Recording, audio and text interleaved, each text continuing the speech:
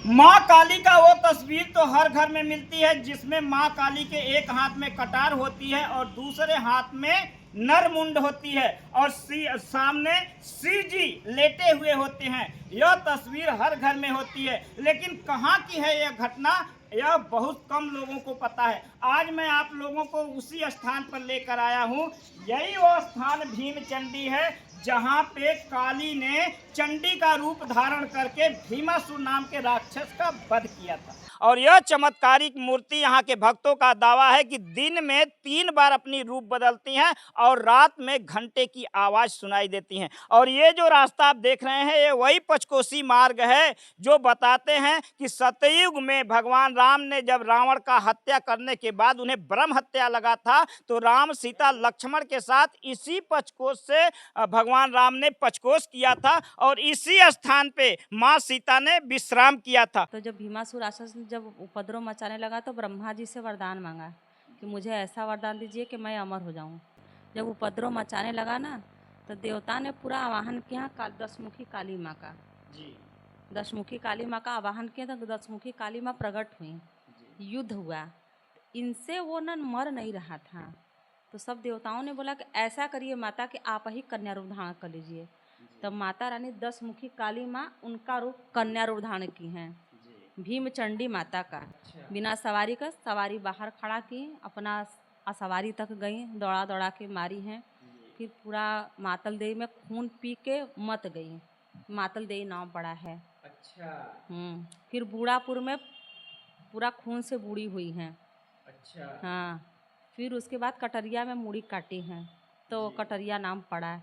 80 घाट के नाला में अस्त्र धोई हैं। यहाँ पे कुछ ऐसी भी चर्चाएं सुनने को मिलती है कि रात्रि लगभग 1 से 2 बजे के बीच घंटा अपने आप बजता है। बजता है, हम सुनते हैं।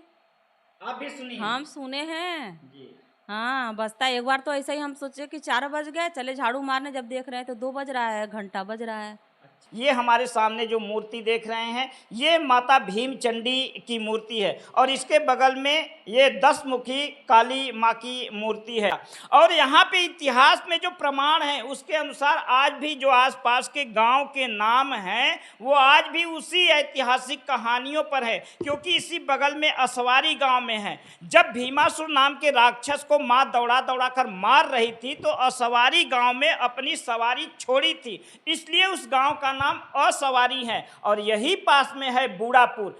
बूढ़ापुर में सटा हुआ एक कटरिया है। कटरिया में माँ ने उस भीमासुर नाम के राक्षस का सर काटा था, इसलिए उस स्थान का नाम कटरिया है। और जब सर काटने से वहाँ इतना ज़्यादा खून बहा कि वहीं पे माँ उस खून में डूब गई थी, क्योंकि माँ ने कन्या का रूप धारण किया था। जब उस खून में डूब गई थी तो उस स्थान का नाम पड़ा बूढ़ापुर। और उसी के पास है मातल देई। क्योंकि मातल देई नाम क्यों पड़ा था? जब वो खून पी के जब मत गई ना, तो वो पूरे राक्षस हंसने लगे, कहें जब तक खून पी रहे हैं, मतलब मत लिए हैं, तब तक तुम जितना हंसना है हंस लो, जितना दौड़ना है दौड़ लो, फिर दौड़ा के मारेंगे तो फिर तुम समझना अपना। तो वही मतलब खून पीते पीते एकदम पागल हो गई ना, जैसे काली पागल नहीं हो गई तो शंकर जी लेट गए थे, तो उसी समय वो भी खून पी के मत गई। हाँ, ये 4 भुजाओं वाली है। ये खप्पड़ लिए, एक हाथ में खंजर लिए, एक हाथ में खप्पड़ लिए, एक हाथ में डमरू लिए, एक हाथ में भीमासुर राक्षस का मुंडी लिए। 4 भुजाओं वाली हैं जी। हाँ। वो जो माँ काली के हाथों में आप भीमासुर नाम के राक्षस का गर्दन मुंडी देखते हैं, वो माँ काली यही वो स्थान है जहाँ पे भीमासुर नाम का राक्षस का वध हुआ। इसीलिए इस स्थान का नाम, दोनों भीमा और चंडी के नाम से इस स्थान का नाम पड़ा भीमचंडी। 3 रूप बदलती हैं आज भी। आज भी माता जी 3 रूप बदलती हैं। कौन कौन सा रूप? सवेरे में कन्या रूप धारण करती हैं। अच्छा। दोपहर को मतलब जैसे लगती हैं कि कोई औरत है। अच्छा।